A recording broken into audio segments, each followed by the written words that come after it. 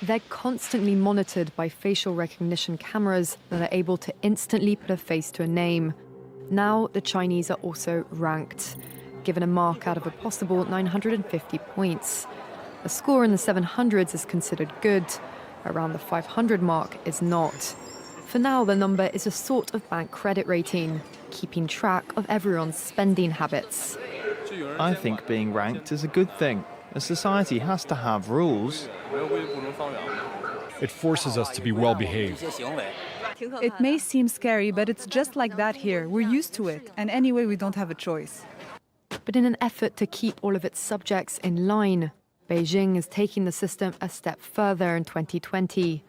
It's aggregating data gathered by banks, private companies, and the state to rate if someone's a good or bad citizen. By using the most data possible, the so-called big data, the system will play an important role in rebuilding a moral society. The state will go over every detail of a person's life with a fine-tooth comb. Their financial situation, spending habits, career, even behavior on social media.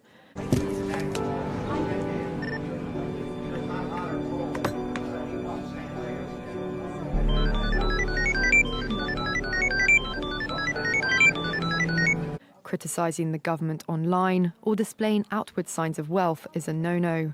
On the other hand, praising the party or giving blood increases your social credit. Journalist Liu Hu, he got a little too close to uncovering corruption among high-profile party members.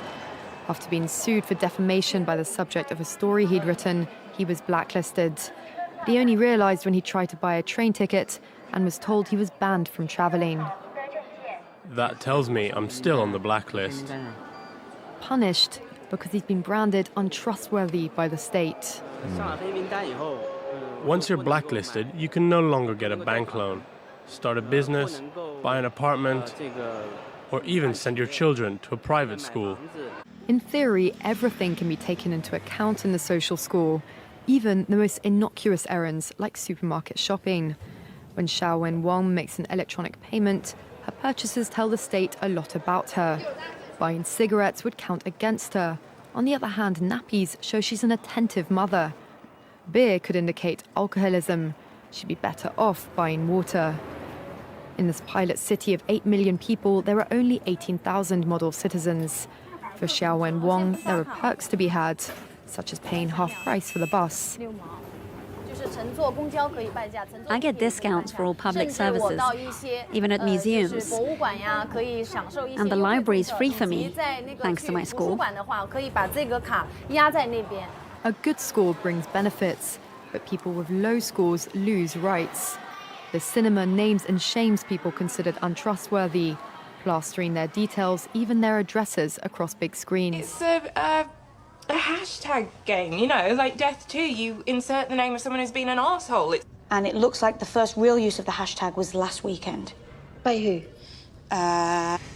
Check out the sender's avatar photos. Aim of consequences. 1. Pick a target. Oh my god. 2. Post their name and photo with hashtag Death2.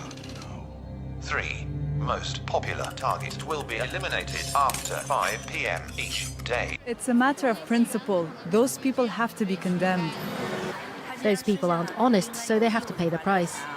It's only right to pay your debts. You have to blacklist those that don't. The Supreme Court has created a blacklist for so-called bad citizens, those whose ratings have dropped to 0. On it are companies, but also 23 million people to date. Yu Hu is among a tiny minority of people who have dared to criticize the system, which some are calling a digital dictatorship. I worry, because I think many people like me will be deprived of individual freedoms, and all of us will live with restrictions of one kind or another. Just rewind me the last 24 hours. Quad speed there for me, please.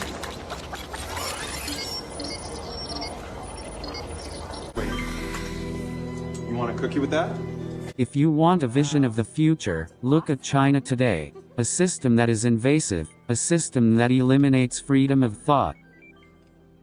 You are blacklisted from society for challenging corruption.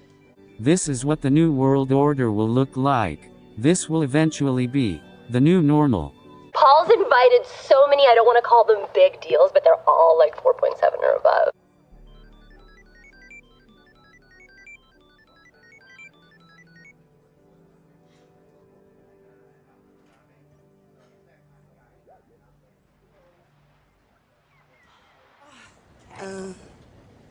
That's reserved for members of our Prime Flight program. You gotta be a 4.2 or over to qualify. Oh, I'm a 4.2. I'm afraid you're actually a 4.183. There's just nothing I can do. Christ, I mean, surely. I'm gonna have to ask you to moderate your language there. I'm maid of honor. I cannot miss this wedding. And I am so sorry about that. Can you call the supervisor? I cannot do that. Can you just call the supervisor? I cannot do that. Call the fucking supervisor. Okay, that's profanity. We're zero tolerance on profanity. I'm sorry. I'm so sorry. Oh, no. I was not intimidating. Don't speak, ma'am. I was just trying to... In order to restore calm, I'm invoking my authority as airport security to dock you 1 full ranking point as a punitive measure. This is a temporary measure. We recommend you avoid negative feedback at this time. I'm on double damage? Please, remove yourself from the airport immediately. Somewhere around the world, it's working. Right. If you had a problem, you will find a solution, but you've got to be prepared to be open to new thinking and ideas. You've got to get people who've got real experience of delivering things alongside you in government, and you've got to realize that government isn't just about sitting there with a manifesto and saying, here's what we should do. It's about executive capability. Yeah. And so that's really, what we work on, and we work on many different aspects of it. And I am passionate about this because I think if you could learn the lessons of governance and apply them in developing countries, you can accelerate the process of development, in an extraordinary way.